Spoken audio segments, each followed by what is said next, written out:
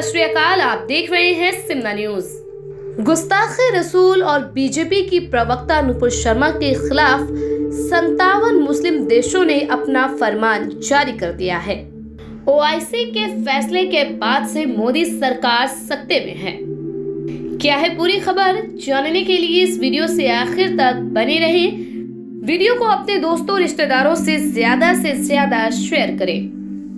BJP की प्रवक्ता और गुस्ताखे रसूल नुपुर शर्मा की ओर से पैगंबर मोहम्मद मुस्तफा सल्लल्लाहु ताला अलैहि वसल्लम को लेकर की गई विवादित टिप्पणी का मामला ओआईसी तक पहुंच चुका है।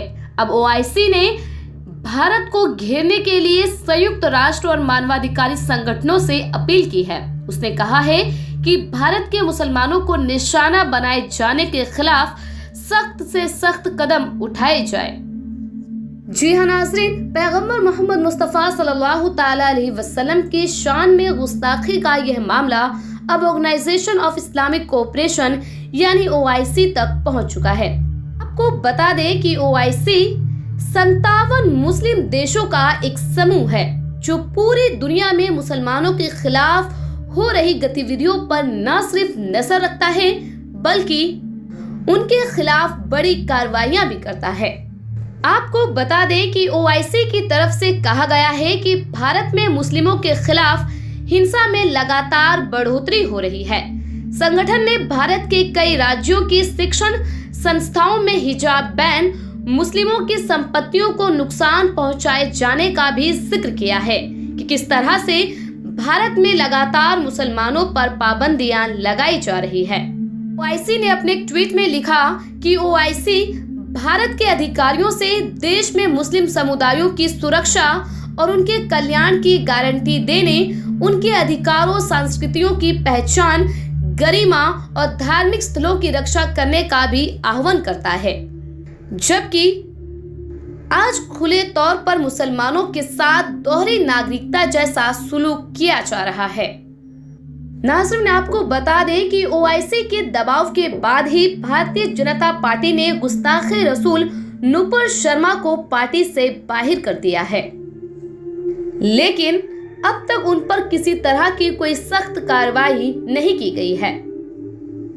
ओआईसी ने साफ तौर पर मोदी सरकार को चेतावनी दी है कि अगर भारत में मुसलमानों के खिलाफ जुल्म तशद्दुद को कम से कमतर नहीं किया गया और पैगंबर मोहम्मद मुस्तफ़ा सल्लल्लाहु ताला अलैहि वसल्लम की शान में गुस्ताखी करने वाले के खिलाफ सख्त कार्रवाई नहीं की गई तो भारत का यह मामला अब अंतर्राष्ट्रीय कोर्ट में ही तय किया जाएगा कि किस तरह से भारत, जो एक लोकतांत्रिक देश है, उस देश में एक धर्म विशेष के साथ सलूक किया जा रहा है। किस तरह से मुसलमानों के अधिकारों का हनन भारत जैसे मुल्क में किया जा रहा है।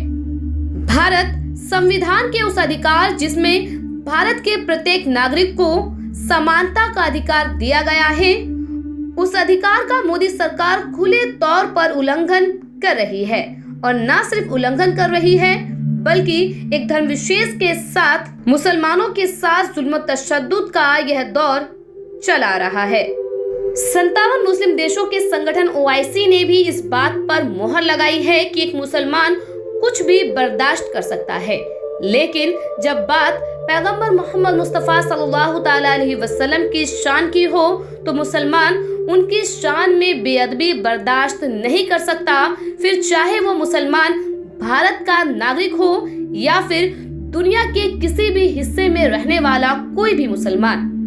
भारत सरकार को चाहिए कि वो जल्द से जल्द इस तरह के विवादित बयानों पर न सिर्फ रोक लगाए बल्कि पैगंबर मोहम्मद मुस्तफ़ा सल्लल्लाहु ताला अलैहि वसल्लम की शान में गुस्ताखी करने वालों के खिलाफ सख्त से सख्त रवैया अख्तियार कर दुनिया के सामने अमन और चैन की नज़ीर पेश करे। बहरहाल नाज़रीन, इस पूरी खबर पर आपकी क्या राय है, हमें कमेंट कर जरूर बताएं।